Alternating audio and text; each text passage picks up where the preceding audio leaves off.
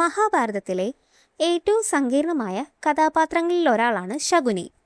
ഗാന്ധാര രാജ്യത്തെ രാജകുമാരനായ ശകുനി എങ്ങനെ കൗരവന്മാരുടെ അന്തകനായി മാറി എന്നത് വളരെ വികാരനിർഭരമായ കഥയാണ്. ഇനി നമുക്ക് ശകുനിയുടെ കഥയെപ്പറ്റി അറിയാം.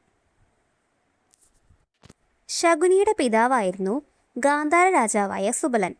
ധൃതരാഷ്ട്രമായുള്ള ഗാന്ധാരിയുടെ വിവാഹത്തിനു ശേഷം ചില കാരണങ്ങളാൽ സുബലനെയും അദ്ദേഹത്തിൻ്റെ 100 പുത്രന്മാരെയും കൗരവർ തടവിലാക്കി. ശകുനിയും കുടുംബവും തടവിലാക്കപ്പെട്ടതിന് പിന്നിൽ പ്രധാനമായും 2 കാരണങ്ങളാണ് പുരാണങ്ങളിൽ പറയുന്നത്. ഇതിലേറ്റവും പ്രശസ്തമായത് ഗാന്ധാരിയുടെ ആദ്യ വിവാഹവുമായി ബന്ധപ്പെട്ട കഥയാണ്. ഗാന്ധാരിയുടെ ജാതകത്തിൽ ഒരു ദോഷമുണ്ടായിരുന്നു. അവളുടെ ആദ്യ ഭർത്താവ് വിവാഹം കഴിഞ്ഞാലുടൻ മരിച്ചു പോകും എന്നതായിരുന്നു അത്.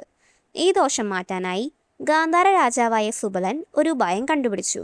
അദ്ദേഹം ഗാന്ധാരിയെ ആദ്യം ഒരു ആടിനെ കൊണ്ട് വിവാഹം കഴിപ്പിച്ചു.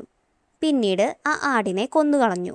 ഇതിലൂടെ ഗാന്ധാരിയുടെ ജാതകദോഷം തീർന്നുവെന്നും അവൾ വിധവയായി കഴിഞ്ഞു എന്നും അദ്ദേഹം വിശ്വസിച്ചു. പിന്നീടാണ് ഭീഷ്മർ ധൃതരാഷ്ട്രർക്ക് വേണ്ടി ഗാന്ധാരിയെ ആലോചിക്കുന്നത്. വിവാഹം കഴിഞ്ഞതിന് ശേഷമാണ് ഗാന്ധാരി സത്യത്തിൽ ഒരു വിധവയാണെന്ന കാര്യം ഹസ്തിനപുരി അറിയുന്നത്. കുരുവംശത്തിൻ്റെ മൊത്തം പതനമായിരുന്നു ശകുനിയുടെ പ്രതിജ്ഞ.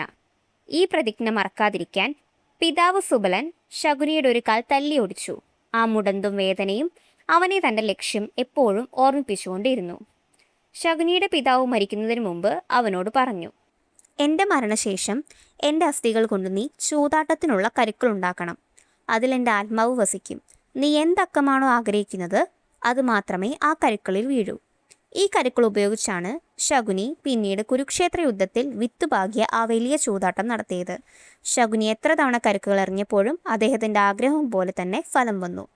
ഭീഷ്മരുടെ തടവിൽ നിന്ന് മോചിതനായ ശേഷം ശകുനി ഹസ്തിനപുരിയിൽ തന്നെ നിന്നു. ദുര്യോധനൻ്റെ പ്രിയപ്പെട്ട അമ്മാവനായി അദ്ദേഹം അഭിനയിച്ചു. ദുര്യോധനൻ്റെ ഉള്ളിലെ അസൂയയും ദേഷ്യവും ആളിക്കത്തിക്കാൻ ശകുനി എപ്പോഴും ശ്രദ്ധിച്ചു. പാണ്ഡവർക്കെതിരെ കൗരവർ ചെയ്ത എല്ലാ ചതികൾക്കും ബുദ്ധി ഉപദേശിച്ചത് ശകുനിയായിരുന്നു. സത്യത്തിൽ ദുര്യോധനനോടുള്ള സ്നേഹം കൊണ്ടല്ല ശകുനി ഇതൊന്നും ചെയ്തത്. പാണ്ഡവരെ പ്രകോപിപ്പിച്ചാൽ അവർ കൗരവരെ നശിപ്പിക്കുമെന്ന് ശകുനിക്ക് ഉറപ്പായിരുന്നു. കൗരവ വംശത്തെ നശിപ്പിക്കാൻ പാണ്ഡവരെ ഒരായുധമാക്കുകയായിരുന്നു അദ്ദേഹം. കുരുക്ഷേത്ര യുദ്ധത്തിൻ്റെ 18-ാം ദിവസമാണ് സഹദേവൻ ശകുനിയെ വധിക്കുന്നത്. ചൂതാട്ട സമയത്ത് കൗരവസഭയിൽ വെച്ച് സഹദേവൻ ഒരു ശപഥം ചെയ്തിരുന്നു. ഈ ചതിക്ക് കാരണക്കാരനായ ശകുനിയെ താൻ വധിക്കുമെന്ന്. യുദ്ധത്തിൻ്റെ അവസാന ഘട്ടത്തിൽ ഈ ശപഥം നിറവേറ്റപ്പെട്ടു.